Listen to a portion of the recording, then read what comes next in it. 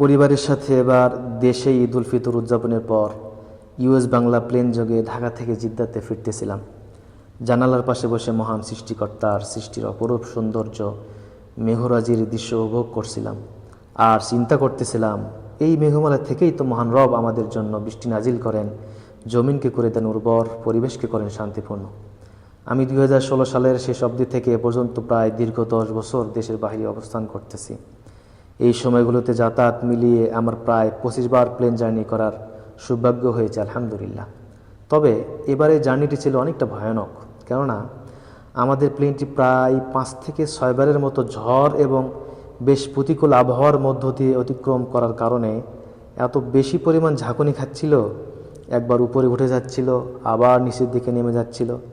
মনে হচ্ছিল যেন প্লেনটি এই মুহূর্তে মাটিতে আছড়ে পড়বে। আর এটাই বুঝি হয় আমার জীবনের শেষ জার্নি।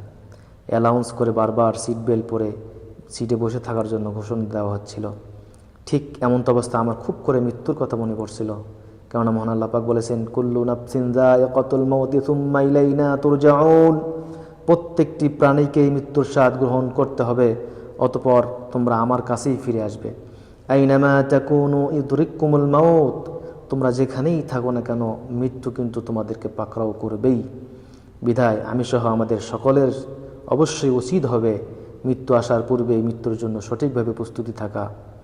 আল্লাহুম্মা ইন্না নাসআলুকা হুসনাল খাতিমাহ, রব্বানা আফরিগ আলাইনা সাবরান ওয়া তাওয়াফানা মুসলিমিন, আল্লাহুম্মা গফির লানা ওয়ারহামনা ওয়ালহিকনা বির রাফিকিল আ'লা ইয়া রাব্বাল আলামিন।